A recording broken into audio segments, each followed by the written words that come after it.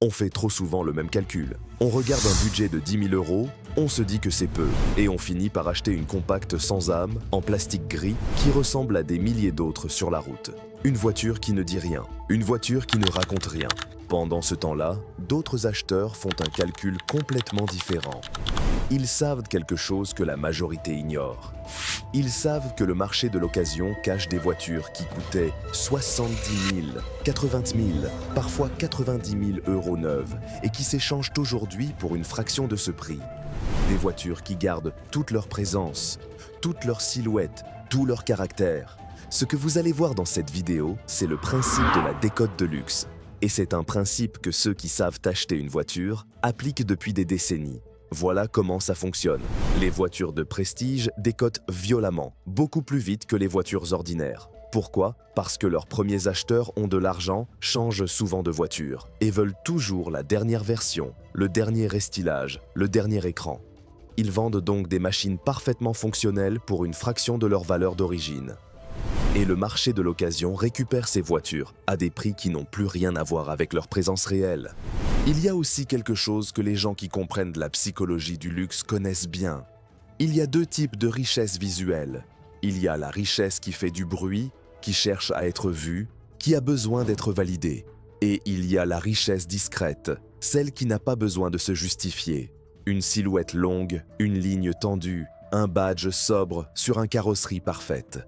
C'est celle-là qui impressionne vraiment les gens qui s'y connaissent. Les voitures de cette liste ont été sélectionnées pour une seule raison. Elles appartiennent à la deuxième catégorie. Et elles sont disponibles pour moins de 10 000 euros sur le Bancoin en ce moment. Voiture numéro 7, l'aristocrate britannique. La Jaguar XJ, génération X 351, millésime 2011 à 2013.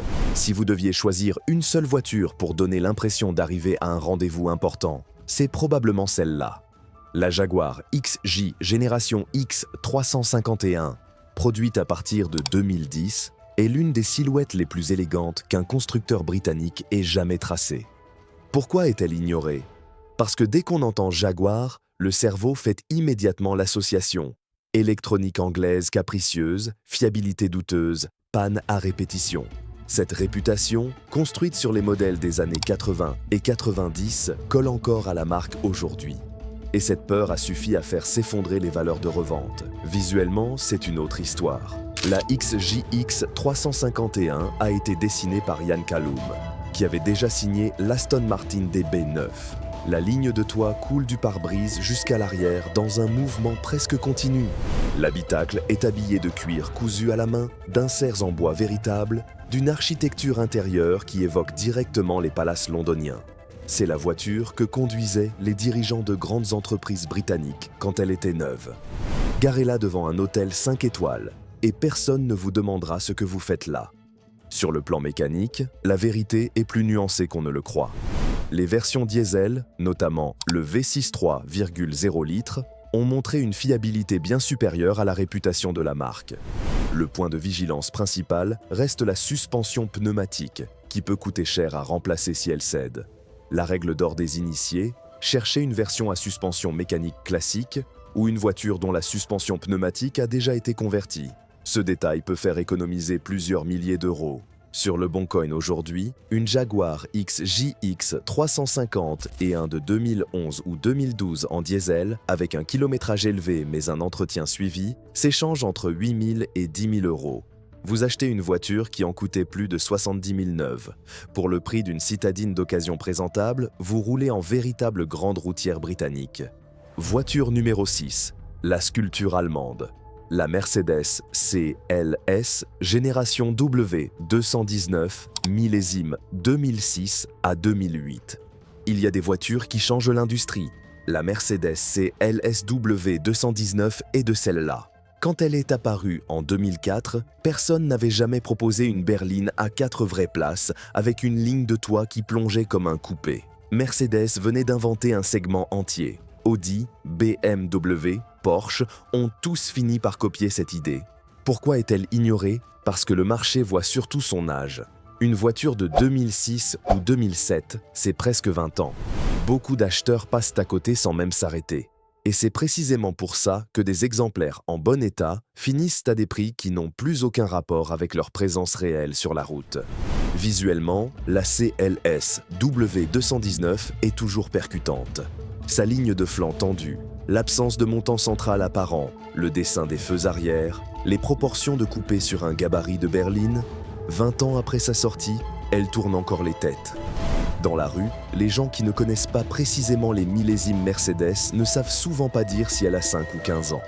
Sur le plan mécanique, la version à retenir sur ce budget est le 320 CDI, un V6 diesel de 3 litres développant 211 ou 224 chevaux selon la phase. C'est un moteur réputé robuste, bien dimensionné pour ce type de voiture, et dont la boîte 7 G-Tronic automatique est fiable quand l'huile a été changée régulièrement.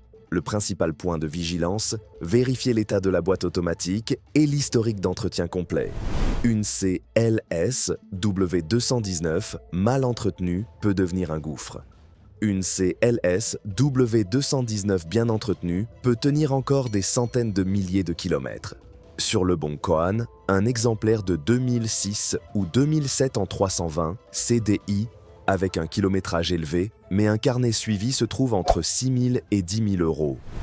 Vous achetez la voiture qui a inventé la berline coupée de luxe pour le prix d'une berline de marque ordinaire. Voiture numéro 5, le vaisseau amiral bavarois, la BMW série 7, génération E65, millésime 2005 à 2007. La BMW série 765 est une voiture que les gens respectent même quand ils ne savent pas précisément ce que c'est. Le gabarit, la présence sur la route, les proportions d'une grande berline de représentation. Il y a quelque chose dans cette voiture qui communique immédiatement le rang. Pourquoi est-elle ignorée? À cause de la réputation de cette génération particulière. La E65, dessinée par Chris Bangle, a été controversée à sa sortie pour son design diviseur. Et son système iDrive de première génération est devenu l'exemple de référence de la complexité électronique mal maîtrisée. Ces souvenirs ont contribué à des valeurs de revente qui s'approchent aujourd'hui du plancher. Visuellement, le temps a rendu justice à ce design. La ligne de bord d'attaque, les feux bixénon, la présence massive sur la route, une BMW 730 DE65 en bon état, bien détaillée, à la stature d'une voiture de chef d'État. Ce n'est pas une hyperbole. Cette génération de série 7 était effectivement utilisée dans des cortèges officiels dans plusieurs pays européens. Sur le plan mécanique, la version à cibler est le 730D avec le moteur M57, un 6 cylindres diesel en ligne de 3 litres. Ce moteur est considéré par les spécialistes comme l'un des meilleurs diesels BMW jamais construits. Robuste, bien dimensionné, avec une longévité éprouvée à très haut kilométrage. L'électronique complexe reste le point de vigilance principal. La règle, vérifier l'absence de voyants actifs et exiger un historique d'entretien chez un spécialiste BMW, pas forcément chez un concessionnaire officiel, mais quelqu'un qui connaît vraiment ses voitures. Sur Le Bon Coin, une BMW 730 DE65 de 2005 ou 2006 en bon état, avec kilométrage élevé mais entretien documenté, se trouve entre 5 000 et 9 500 euros. Pour le prix d'une petite voiture d'entrée de gamme, vous roulez dans un ancien vaisseau amiral bavarois. Voiture numéro 4, la berline sport japonaise. La Lexus GS 300H, 4e génération, millésime 2013 à 2015. Voilà ce qui arrive quand Toyota décide que Lexus doit enfin être prise au sérieux comme marque premium. La 4e génération de Lexus GS, sortie en 2012, a tout redessiné. Le style, le positionnement, l'identité visuelle de la marque entière. Pourquoi est-elle ignorée? Parce que beaucoup de gens ont encore en tête les Lexus molles et consensuels des années 2000. Des berlines silencieuses, certes, mais sans personnalité. Ils n'ont pas vu le tournant de 2012. Visuellement, cette génération de GS introduit la calandre spindle de Lexus, cette immense face avant anguleuse et agressive qui a redéfini toute l'identité de la marque. Garez une GS 300h de 2013 à côté d'une berline premium actuelle, et une grande partie des gens penseront qu'elle est plus récente qu'elle ne l'est. Les lignes sont tendues, les flancs musclés, les proportions athlétiques. C'est une voiture qui paraît 10 fois plus chère qu'une ES 350 de la même époque, alors qu'elle utilise une plateforme similaire. Sur le plan mécanique, la GS 300h embarque la chaîne hybride Toyota, fiabilité prouvée sur des millions de véhicules dans le monde. La batterie hybride de cette génération a montré une durabilité remarquable, avec de nombreux exemplaires dépassant les 300 000 km sans problème de groupe motopropulseur. En France, le marché de la GS est dominé par les versions hybrides, ce qui est une bonne nouvelle.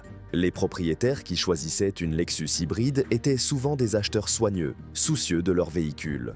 Sur Leboncoin, une GS 300 heures de 2013 ou 2014 avec un kilométrage raisonnable se trouve entre 10 000 et 14 000 euros. C'est légèrement au-dessus de notre seuil psychologique, mais les exemplaires à kilométrage élevé et bien entretenus peuvent descendre à 10 000. C'est le choix parfait pour quelqu'un qui veut la fiabilité Toyota dans une carrosserie qui en impose. Voiture numéro 3, la grande berline nordique. La Volvo S90, millésime 2017 à 2018. Il y a une chose que Volvo a réussi avec la S90, créer une voiture que les gens qui s'y connaissent respectent immédiatement et que les autres reconnaissent comme quelque chose de spécial sans pouvoir exactement mettre le doigt sur pourquoi. Pourquoi est-elle ignorée? Parce que Volvo n'a jamais eu le prestige symbolique des marques allemandes. Quand on entend Volvo, on pense sécurité, solidité, sérieux.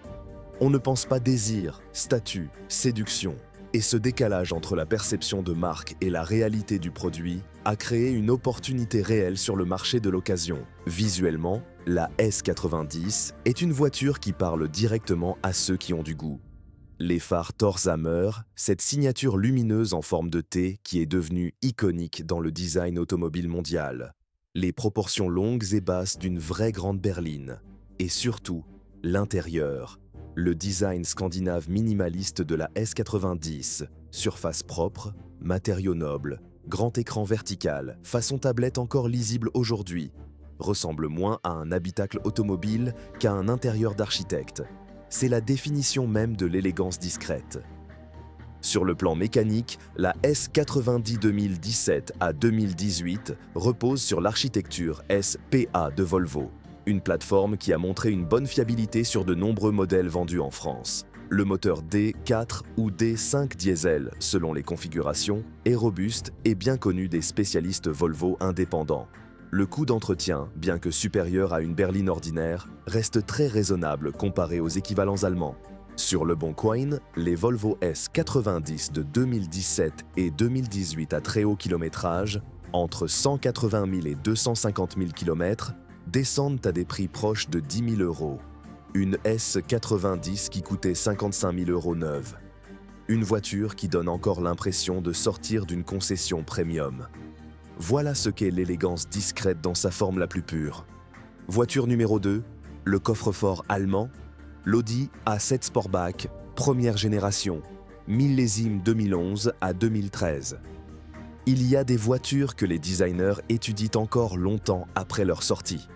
L'Audi A7 Sportback première génération en fait partie. Quand elle est apparue en 2010, elle a immédiatement redéfini ce qu'une berline premium pouvait être visuellement. Pourquoi est-elle ignorée? Parce que tout le monde a entendu des histoires d'entretien coûteux sur les Audi à haut kilométrage. Et parce que les gens voient les 4 anneaux et imaginent immédiatement une facture de réparation conséquente. Cette peur a comprimé les valeurs de revente des premières générations bien en dessous de ce que leur présence visuelle justifierait. Visuellement, l'A7 Sportback est une sculpture. La ligne de toit fuyante du Sportback, les épaules larges et musclées, la calandre single frame immense, les feux de jour LED qui découpaient la face avant. Ce design a à peine vieilli. Garer une A7 de 2012 à côté d'une berline premium actuelle, et beaucoup de gens penseront que l'A7 est la plus récente. Sur le plan mécanique, la version la plus accessible sur ce budget en France est le 3,0T DI Diesel Quattro, un V6 diesel à double turbo reconnu pour sa robustesse à condition que l'entretien ait été rigoureux. Les experts qui suivent ces voitures signalent régulièrement des exemplaires dépassant les 350 000 km. La chaîne de distribution est le point de vigilance principal sur les premières versions, avec un intervalle de contrôle recommandé.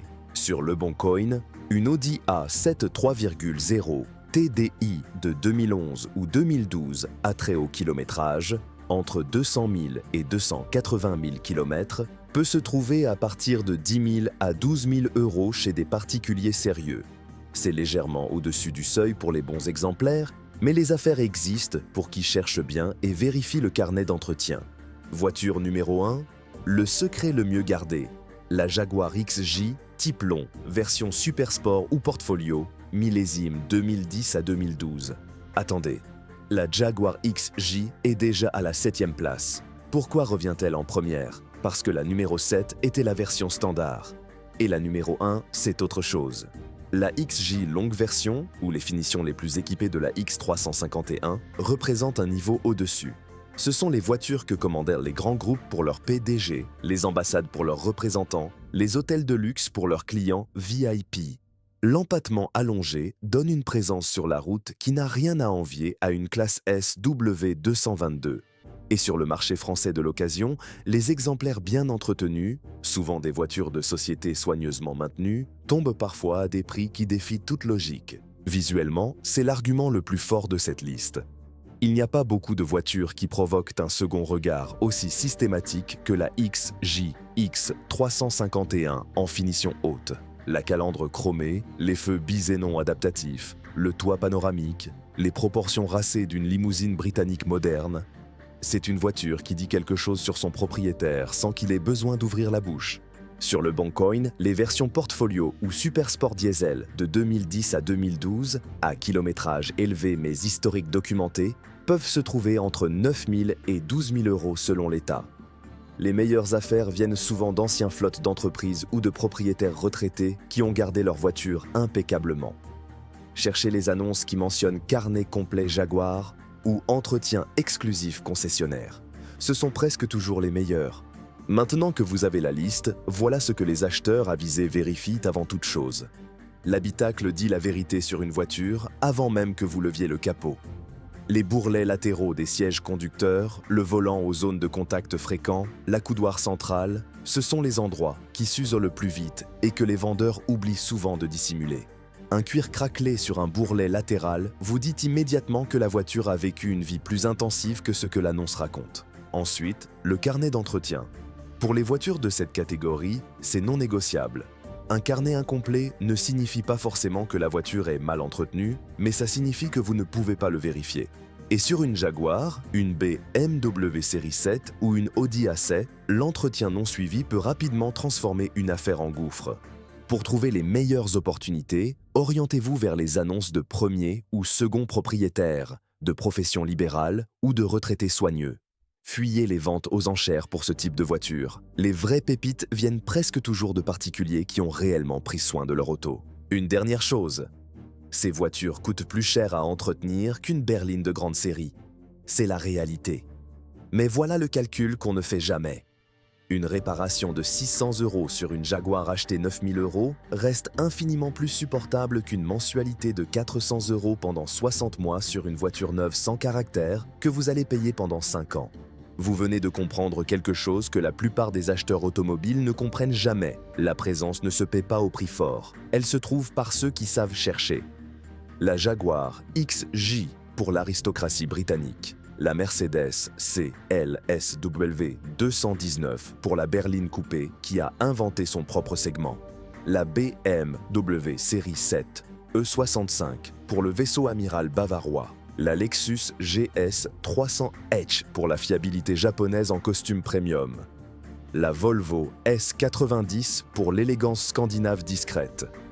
L'Audi A7 Sportback pour le design qui n'a pas pris une ride. Et la Jaguar XJ longue pour ceux qui veulent simplement arriver quelque part et que personne ne pose de questions. Cette voiture, un seul principe, la décote de luxe existe. Il suffit de savoir la lire.